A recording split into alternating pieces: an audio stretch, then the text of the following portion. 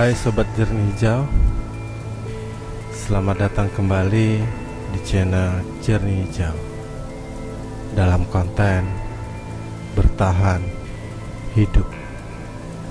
Kisah ini adalah kisah tentang mereka yang memiliki jiwa-jiwa yang tangguh. Pendaki gunung asal Australia yang hilang selama 2 minggu di Taman Nasional Malaysia berhasil ditemukan. Dia mengaku terpaksa makan pakis liar untuk bertahan hidup. Begini pengakuannya, sampai bisa tersesat. Setelah melewati fase panik bahwa dia nyasar tidak karuan, ritmenya menjadi lebih stabil. Dia mencoba terus berjalan dengan lesu, mencoba memecahkan masalah sambil menghiraukan rasa lapar. Sekujur tubuhnya nyeri. Dia menghayalkan makanan dan orang-orang yang mungkin tak akan pernah dia lihat lagi. Dia terus-menerus membayangkan melihat jalan atau beristirahat di bawah pohon, tapi itu tidak nyata. Terkadang dia merasa damai, namun seringkali dia panik. Saya menemukan jalan keluar, tapi kalau dilihat ke belakang, hari-hari di sana terasa sama semua. Kisah ini hanyalah satu dari hari-hari itu yang saya bisa ingat dengan baik, di mana saya nyasar di Taman Nasional Gunung Mulu, Sarawak, Malaysia. Saya terbangun karena gigitan di kaki ketika mencoba meraih senter. Saya merasakan banyak semut merayap di seluruh bagian tubuh.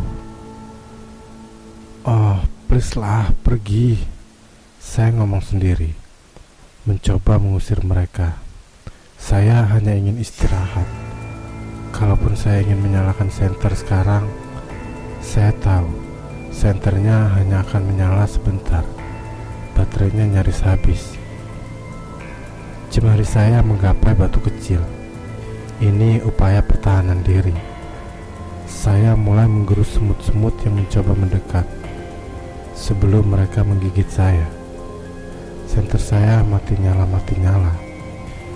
menyinari kekerasan yang saya lakukan terhadap semut.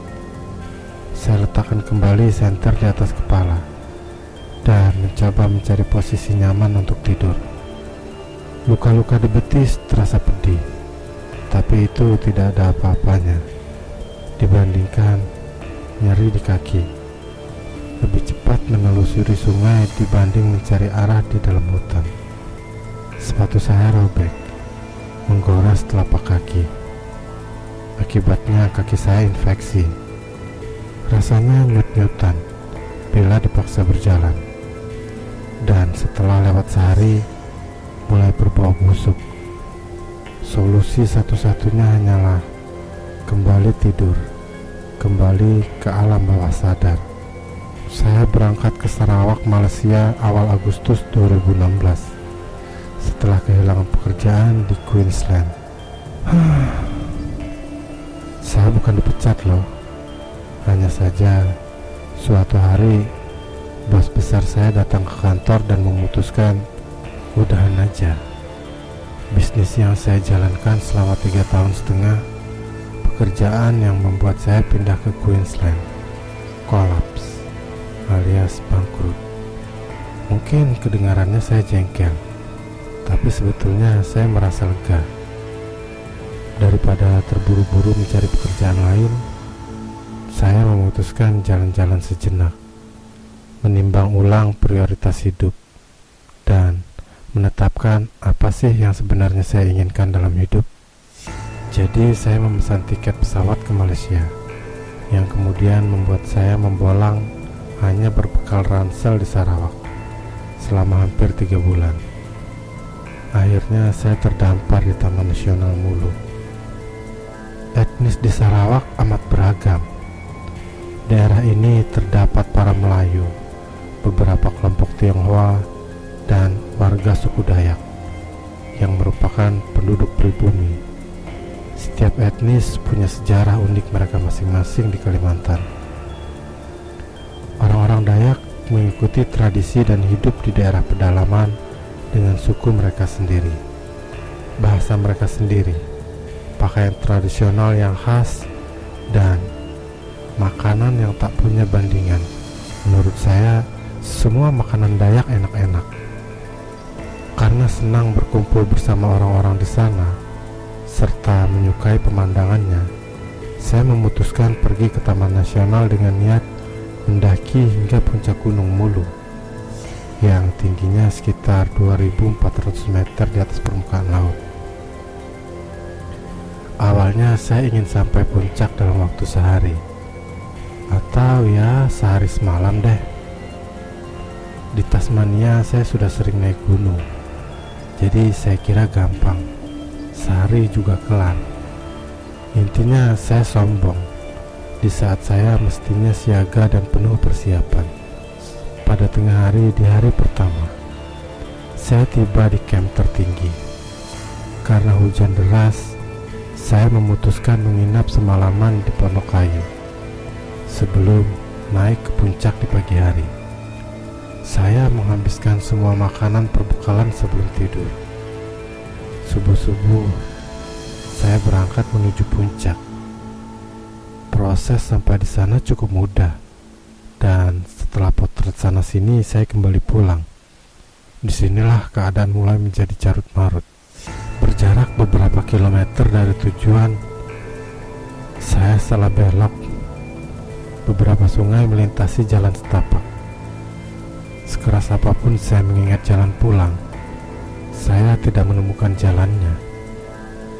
Saya nggak langsung panik ketika sore berlanjut jadi malam, karena saya yakin kok akan menemukan jalan pulang dalam beberapa jam. Tapi ternyata saya salah. Alih-alih menunggu matahari pagi, saya kekeh berjalan di dalam hutan, mengira-ngira jalan keluar. Saya yakin banget ini sudah dekat banget lah. Tapi ternyata saya malah kehilangan arah sama sekali. Ketika akhirnya fajar tiba, saya sudah nyasar bukan ke palang. Tapi tetap saja, saya masih pede menemukan jalan keluar. Berikutnya 2 hari menjadi 3 hari. Tiba-tiba saya sudah nggak bisa menghitung berapa hari saya telah nyasar di hutan. Saya makan hanya sedikit selama tersesat. Awalnya saya menemukan sekepal buah-buahan hutan yang saya nggak tahu apa jenisnya. Rasanya asam dan aneh. Setelah itu saya menemukan buah kekuning-kuningan yang kulitnya berduri. Ukurannya kira-kira sebesar seri. Saya paksa diri sendiri menelan buah-buahan ini.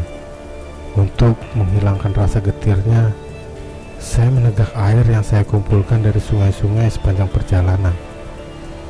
Saya hanya bisa berharap buah-buahan ini tidak beracun. Tak lama kemudian, saya menemukan buah serupa, tapi kali ini lebih besar dan berwarna gelap. Rasanya iya sama saja, nggak enak. Beberapa hari kemudian, saya menemukan pakis lokal. Namanya paku pakis. Saya tahu tumbuhan ini bisa dimakan dari warga Sarawak. Saya memakan pakis itu dan sadar bahwa bisa jadi saya membakar lebih banyak energi daripada yang saya konsumsi. Beberapa hari pertama, saya naik gunung mencoba mencari tahu saya sebenarnya ada di mana. Kemudian saya mencoba mengikuti matahari ke arah barat, menuju sungai besar di kawasan itu, yang membuat saya memutuskan berjalan ke selatan menuju Parkhakiu. Meski demikian, kanopi hutan membuat saya kesulitan mengikuti matahari. Sementara banyak juga gunung yang menghalangi dan jalan setapak berbatu yang bikin susah berjalan. Alhasil mustahil mencari arah. Terlebih karena saya tidak punya peralatan yang memadai. Jadi saya berjalan, memanjat, tidur, dan makan kapanpun saya bisa. Saya memikirkan orang-orang yang saya khianati hanya demi petualangan. Risiko-risiko yang saya ambil sebetulnya tidak perlu. Saya jadi malu dengan diri sendiri karena ceroboh dan tersesat. Tapi saya tidak pernah marah dengan situasinya. Daripada marah-marah dan putus asa, saya mengalokasikan tenaga untuk mencari jalan keluar. Saya selalu yakin bahwa akhirnya saya akan baik-baik saja. Akibat serbuan semut malam itu, pagi hari rasanya tiba terlalu cepat gara-gara suara jangkrik dan burung. Saya bergegas mengumpulkan nyawa, mengambil kaos kaki yang masih basah, dan dengan hati-hati mencopot tanah liat pada kaki saya yang menguning. Setelahnya saya membalut kaos kaki, menggulungnya, lalu mengenakan sepatu. Saya mencoba berdiri dan menyadari tubuh ini semakin lemah. Nyaris mustahil rasanya bisa menjalani hari menghadapi jalan berbatu dan langit yang tertutup pohon dan gunung. Setelah berputar selama beberapa jam, saya berhenti. Saya mendengar suara yang terasa familiar. Suara apa tuh? Suara manusia. Lalu saya melihat di kejauhan, terlihat papan kayu berjalan. Sekarang saya jadi yakin enggak sedang menghayal. Yang saya dengar bukan hanya suara manusia, melainkan suara manusia berbahasa Inggris. Mereka mengeluh soal cuaca panas di sini. Hati saya berdegup kencang dan mencoba berjalan menuju papan kayu berjalan itu. Saya menerobos pepohonan dan mengira-ngira seberapa jauh saya telah berjalan ke arah selatan hingga akhirnya bisa bertemu manusia. Saya masih jauh, tapi bodo amat lah. Saya udah capek. Yang penting saya yakin semua bakal baik-baik saja.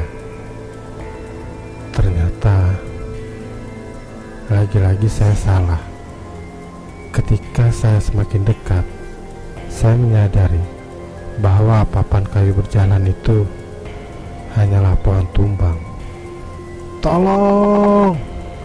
Saya berteriak kepada turis-turis yang suaranya masih bisa saya dengar. Tolong! Mereka nggak menyaut.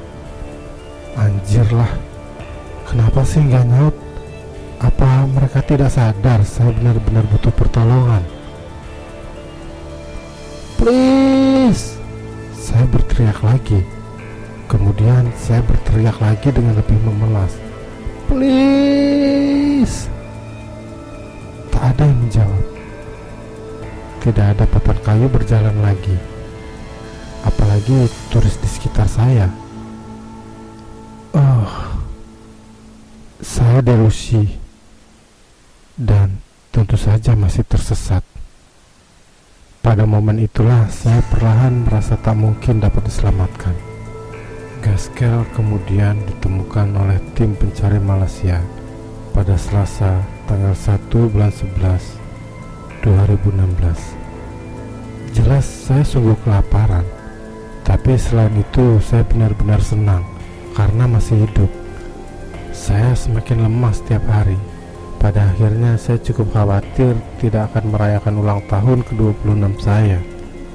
Selain kelaparan, Gaskell mengaku terdapat luka yang terinfeksi di kakinya dan digigit oleh banyak binatang, tapi tidak ada luka besar. Di kaki gunung ada banyak jalan paralel dan penyeberangan sungai yang membuat trek cukup membingungkan, katanya. Saat matahari terbenam, saya menghabiskan waktu sepanjang malam dengan hanya berkeliaran dan benar-benar disorientasi. Jika saya punya GPS atau peralatan navigasi yang lebih baik, saya pasti akan baik-baik saja.